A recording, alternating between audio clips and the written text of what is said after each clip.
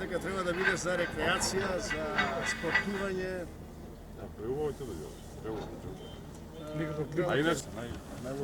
Ова ќе биде обработено завршно, кумулата на браната, негове премие не е премостен. Ставиш асфалт само горе и да го решимо овдека. Чериче мост е. Ова над преливникот горе.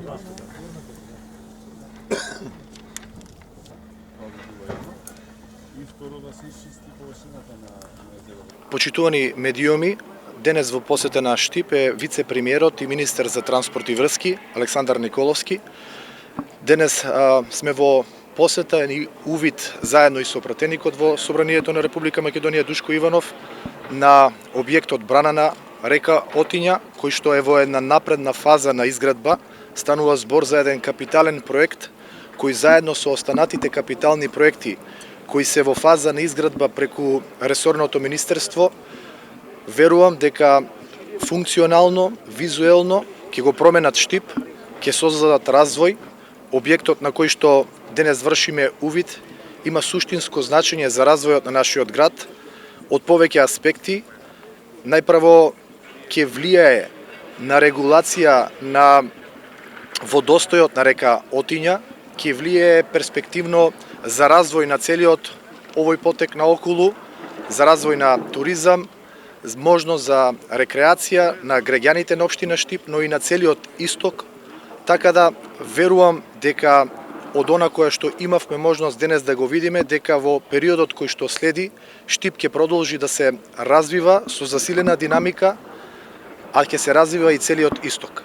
Благодарност уште еднаш за посветеноста на вице-премиерот и на ресорното министерство за сите проекти кои се преку кои што Штип се развива и очекуваме на следното доаѓање овде да се исполни воденото огледало кое што ни е крајна цел, а дополнително заедно со министерството да ги планираме останатите активности на овој потек кои што ќе создадат развој во нашиот град. Навистина ми е задоволство што денеска во Штип гледаме како се развива, како се гради согласно предвидената динамика, еден огромен проект.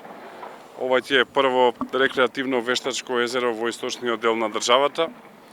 Ова ќе е езеро кое што треба нешто налик на Мавровското езеро да го развија туризмот во целиот овој регион, да представува главна туристичка атракција во текот на летото за жителите на источниот дел од државата, но исто така и во текот на годината да се користи за рекреација, да се користи за развој на туризмот, да тука доаѓаат луѓе и секако да се отвараат нови работни места.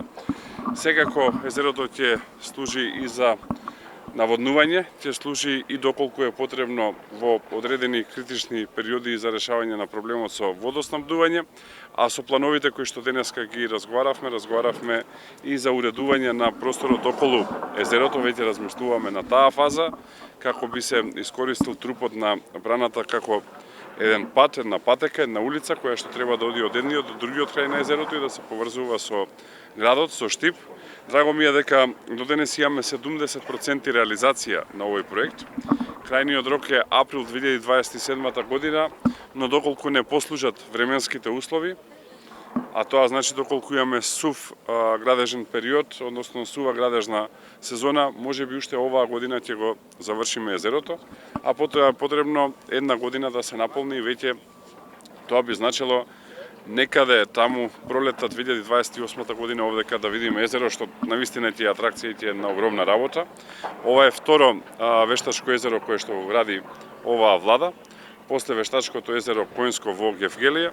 И тука ова вештачко езеро мислам дека многу ќе значи, како што кажав, за развој на туризмот и ќе значи многу за развој на целата локална економија.